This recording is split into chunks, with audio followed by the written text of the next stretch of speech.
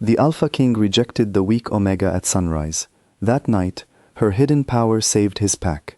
The sun had barely risen over the packlands when the entire community gathered at the training grounds. Word had spread overnight that Alpha King Kane Voss was going to make an announcement, and no one wanted to miss it. Among the crowd stood Lyra Ashwood, a quiet Omega woman with tired eyes and a thin frame, standing at the very back where Omegas were expected to stay. Lyra already knew what was coming. She had felt it days ago, a strange coldness creeping into the bond she shared with Kane. The mate bond between them had formed almost a year earlier, but Kane had never accepted it. He was proud, strong, and admired by everyone in the pack. Lyra was none of those things, at least not in the way the pack measured worth. She was small, soft-spoken, and ranked lowest among the wolves. The elders had whispered for months that the moon goddess had made a mistake pairing her with someone like Kane. When Kane stepped onto the platform, his eyes swept across the crowd until they landed on her. There was no warmth in his gaze, only determination. He raised his voice so that everyone could hear. "I reject Lyra Ashwood as my mate," he said. "The bond does not reflect the strength this pack needs from its future Luna. I will not carry a weakness beside me." The words landed like a blow. Gasps rippled through the crowd, though many were not surprised. Lyra felt the sharp pain of rejection tear through her chest, a pain that came not just from her heart but from the very bond itself, as if something inside her had been ripped away. Still, she did not cry in front of them. She had learned long ago that showing weakness in front of the pack only invited more cruelty. She turned and walked away, her head lowered, her steps steady despite the trembling in her legs. Behind her she could hear murmurs and quiet laughter. None of it surprised her. She had always known this day would come. What the pack didn't know, what she had hidden since she was a child, was a secret so deep that even she rarely allowed herself to think about it. Long ago, before she was born, her family had carried a rare bloodline, one connected to the earliest healers and protectors of the wolf world. This bloodline carried a gift tied to the moon itself, a power that could either heal the most grievous wounds or unleash tremendous force when needed. Her grandmother had warned her when she was young never to reveal this power, not even to those closest to her, because such gifts had once caused entire packs to hunt down and destroy families who possessed them, fearing they would upset the balance of strength among alphas. So Lyra buried it deep, letting it sleep inside her like a secret ember, and lived her life as the pack believed her to be, weak, quiet, and unremarkable. That night, after the rejection, Lyra sat alone in the small house assigned to the Omegas, at the edge of the territory. She hugged her knees to her chest, replaying the humiliation of the morning.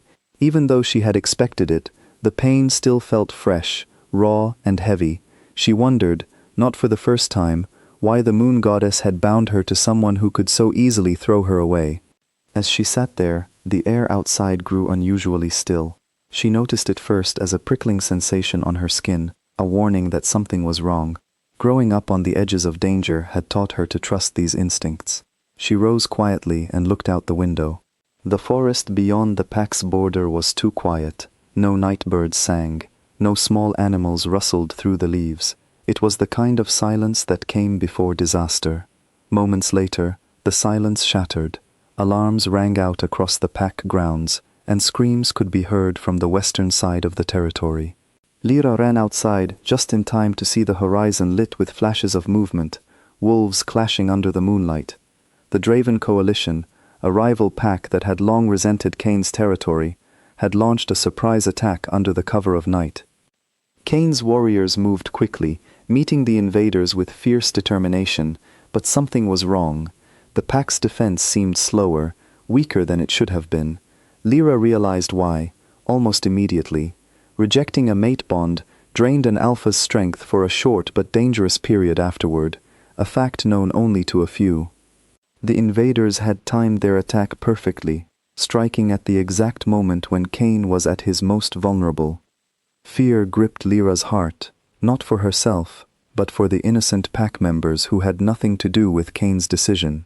Children, elders, and warriors who had always been kind to her despite her low status were now in danger. Without thinking further, she ran toward the chaos instead of away from it. She arrived at the edge of the battle just as she saw Cain fall. A Draven warrior's claws, coated with wolfsbane, had struck him across the side. Wolfsbane was deadly to wolves, spreading through their bodies and preventing their natural healing from working. Cain collapsed to the ground, his powerful form suddenly weak and trembling, blood soaking into the dirt beneath him. The sight of him falling triggered something deep inside Lyra. All her life she had suppressed her power out of fear, but in that moment, fear of losing everyone she cared about outweighed her fear of being discovered. She felt warmth spreading through her chest, a sensation she had not felt since she was a small child, sneaking glimpses of her grandmother's hidden abilities. The warmth grew brighter, turning into a soft silver glow that wrapped around her entire body. The glow was unlike anything the pack had ever seen. It shimmered like moonlight given form, gentle yet powerful, radiating from her skin as if the moon itself had chosen to answer her call. Wolves nearby stopped mid-battle, stunned by the sight of the quiet Omega standing tall, surrounded by light. Lyra raised her hands, and to her own surprise, waves of energy pulsed outward, pushing back the invading wolves who came too close. It was not violent or cruel, but firm and unwavering, like a wall of moonlight protecting everyone behind her. The invaders, confused and suddenly weakened by the strange energy, began to retreat in fear, unsure of what they were facing. With the immediate threat pushed back, Lyra turned her attention to Cain. He lay motionless, his breathing shallow, sweat covering his face. As the poison spread through his body, she dropped to her knees beside him without hesitation, placing her glowing hands over his wound. She could feel the poison inside him, a dark and heavy presence, trying to choke out his life force. Drawing on every bit of strength she had, she began to pull the poison out, absorbing it into herself so that his body could begin healing naturally. It was agonizing. She had never used this much power before, and doing so felt like fire spreading through her veins, yet she refused to stop. Around her, pack members gathered, stunned into silence at the sight before them.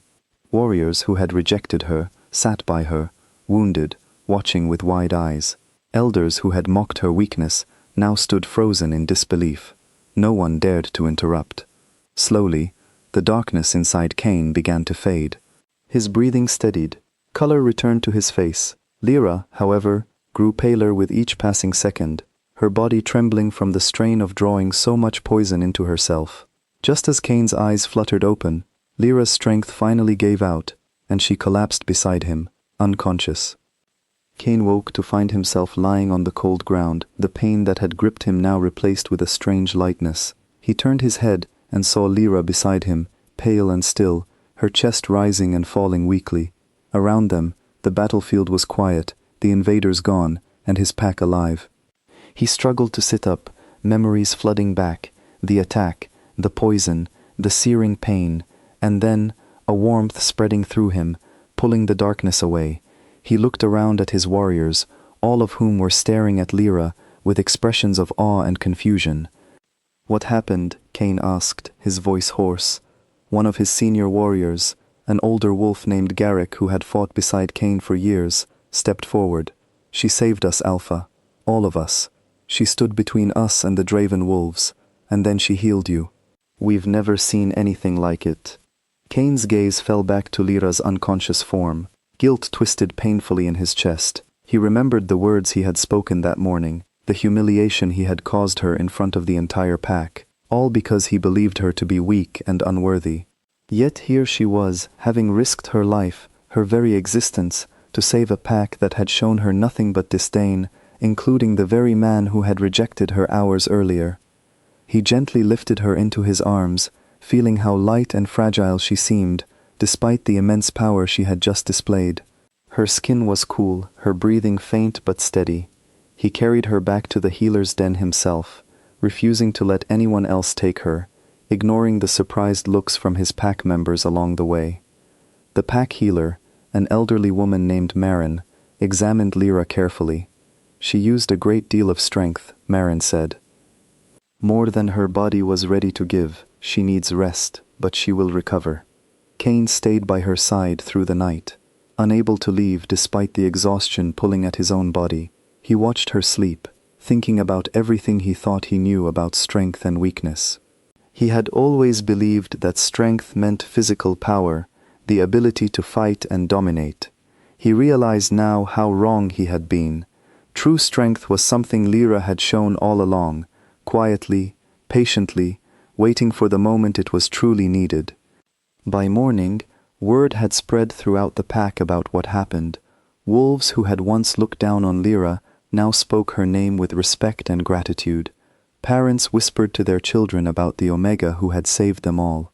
The very people who had mocked her weakness now waited outside the healer's den, hoping for news of her recovery.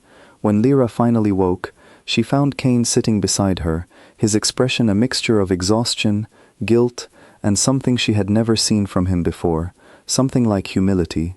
For a moment, neither of them spoke. "You should not have come for me," she finally said quietly, her voice weak but steady. "You rejected me. I owed you nothing." Cain lowered his head, unable to meet her eyes at first. "You're right. I don't deserve what you did for this pack, or for me. I judged you unfairly, based on nothing but pride and fear. I was wrong, Lyra, about all of it." Lyra turned her face away, still hurt despite everything.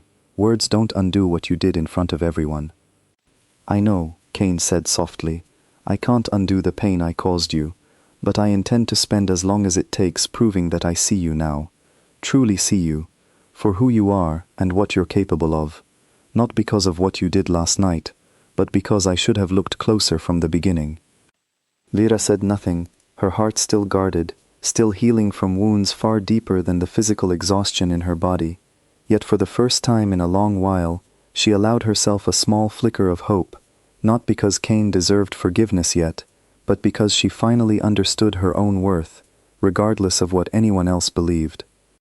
Outside the healer's den, the pack waited quietly, no longer seeing her as the weak Omega they once dismissed, but as someone whose hidden strength had saved them all. Whatever came next between her and Cain, Lyra knew one thing for certain: she would never again let anyone make her believe she was less than what she truly was. And as the morning light filtered gently through the windows, Lyra closed her eyes, finally allowing herself to rest, knowing that whatever challenges lay ahead, she would face them not as a rejected Omega, but as a woman who had discovered the true depth of her own strength.